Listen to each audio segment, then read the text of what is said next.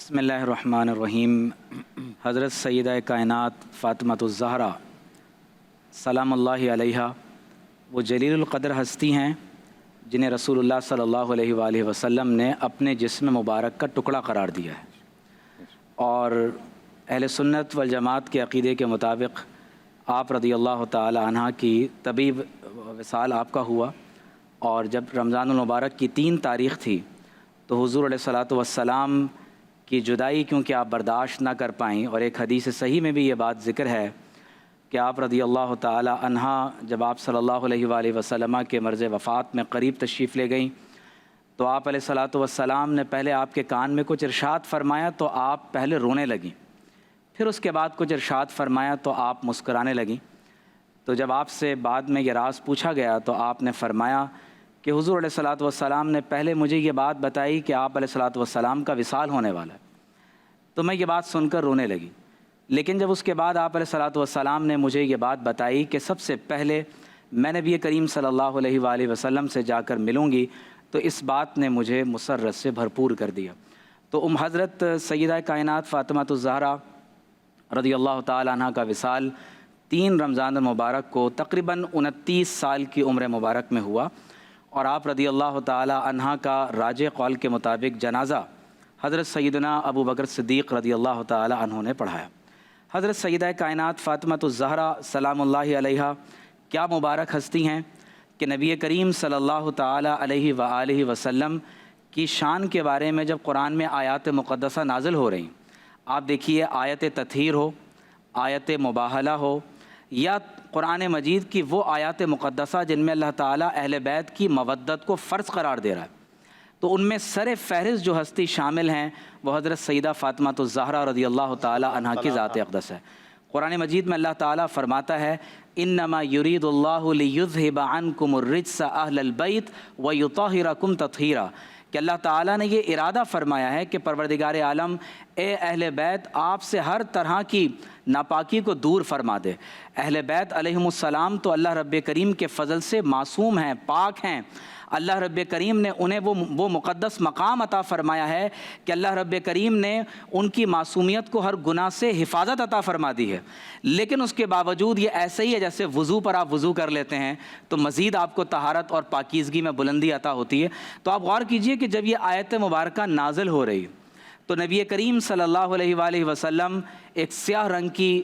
بالوں کی چادر پہنے ہوئے ہیں، آپ نے سیدہ فاطمۃ الزہرا رضی اللہ تعالیٰ عنہ کو اپنی چادر میں لیا، حضرت علی المرتضیٰ رضی اللہ تعالیٰ عنہ حسنین کریمین علیہم السلام کو اپنے پاس لیا اور فرمایا اللہم ہؤلاء اہل بیتی، اے میرے رب یہ میرے اہل بیت ہیں، جو ان سے محبت کرے تو ان سے محبت فرما، اور جو ان سے بغض رکھے تو ان سے بغض فرما۔ اسی طرح جب آیت مباہلہ نازل ہو رہی ہے کہ فَقُلْ تَعَالَوْا نَدْعُوا أَبْنَاءَنَا وَأَبْنَاءَكُمْ وَنِسَاءَنَا وَنِسَاءَكُمْ وَأَنفُسَنَا وَأَنفُسَكُمْ ثُمَّ نَبْتَهِلْ فَنَجْعَلْ لَعْنَةَ اللَّهِ عَلَى الْكَاذِبِينَ۔ تو حدیث میں یہ بات ذکر ہے کہ جب اپنی عورتوں کو لے جانے کی بات ہوئی تو حضور علیہ الصلاۃ والسلام حضرت سیدہ فاطمۃ الزہرا سلام اللہ علیہا کو اپنے ساتھ لے گئے۔ اور بہت قابل توجہ بات یہ ہے کہ جب ہم آیت مودت پڑھتے ہیں تو اللہ تعالیٰ نے سیدہ کائنات کی مودت اور محبت اور تمام اہل بیت کا خانوادہ جو حضرت سیدہ فاطمۃ الزہرا رضی اللہ تعالی عنہ کے وجود مسعود سے آگے پروان چڑھتا ہے کہ آپ علیہ الصلاۃ والسلام کی تمام تر صاحبزادیاں حضرت سیدہ رقیہ، حضرت سیدہ زینب، حضرت سیدہ ام کلثوم رضی اللہ تعالی عنہن اجمعین، ان سب کا وصال ہو گیا، اور آپ علیہ الصلاۃ والسلام نے فرمایا کہ اللہ رب کریم نے میری اولاد امجاد کو سیدہ فاطمۃ الزہرا کی پشت میں رکھ دیا ہے۔ تو اب آپ غور کیجئے کہ اللہ تعالیٰ نے اہل بیت کے بارے میں فرما دیا کہ ان اہل بیت کی محبت کے بارے میں قُلْ لَا أَسْأَلُكُمْ عَلَيْهِ أَجْرًا إِلَّا الْمَوَدَّةَ فِي الْقُرْبَى، لیکن میں تم سے اہل بیت کی محبت کا میں تم سے مطالبہ کرتا ہوں۔ اب آپ دیکھیے کہ ایک مقام پر امام ابن اسیر نے یہ لکھا ہے کہ جب اہل محشر میدان حشر میں جمع ہوں گے تو اس وقت اللہ تبارک و تعالیٰ کے فرشتے یہ اعلان کریں گے کہ اے اہل محشر اپنی نگاہوں کو نیچے کر لو، کہ حضرت سیدہ فاطمہ بنت محمد سلام اللہ علیہا صلی اللہ علیہ وآلہ وسلم وہ حوروں کے جھرمٹ میں گزرنے والی ہیں۔ تو آپ 70,000 حوروں کے حجاب میں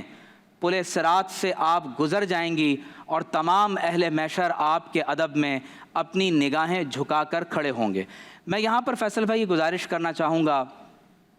کہ آج اس ماڈرن ڈے ڈسکورس میں جہاں ویمن رائٹس کی بات ہو رہی ہے، جہاں ایلیمینیشن کا وائلنس کا دن منایا جا رہا ہے کہ خواتین کے خلاف وائلنس کو ختم ہونا چاہیے، جہاں ڈومیسٹک وائلنس کے خلاف بات ہو رہی ہے، میں یہ سمجھتا ہوں کہ آج یہ دن ہے، یہ لمحہ ہے کہ صرف مسلمان ہی نہیں بلکہ تمام تر انسانیت کی خواتین یہ غور و فکر کریں کہ ہمارے لیے رول ماڈل کیا ہونا چاہیے۔ آج جب خواتین حجاب سے دور ہو رہی ہیں، جب ہمارے گھروں میں فیملی سسٹم ڈس انٹیگریشن کی طرف جا رہا ہے، یہ لمحہ ہے کہ ہم یہ دیکھیں کہ سیدہ کائنات فاطمۃ الزہرا سلام اللہ علیہا کا لباس کس طرح کا تھا، آپ حجاب کس طرح فرماتی تھیں، اپنے بچوں کی تربیت کس طرح کی ہے، آپ کس طرح اپنے گھر میں خود چکی پیس کر گھریلو کام کاج کرنے کے ساتھ اپنے شوہر کا ہاتھ بٹا رہی ہیں۔ تو ایز رول ماڈل اگر سیدہ کائنات کو سامنے رکھا جائے تو میں یہ سمجھتا ہوں کہ یہ ویمن رائٹس کی جو پوری ڈیبیٹ ہے، فیمنزم کی جو پوری ڈیبیٹ اس وقت ہمارے سامنے چل رہی ہے، اس میں صحیح ڈائریکشن ہمیں مل سکتی ہے۔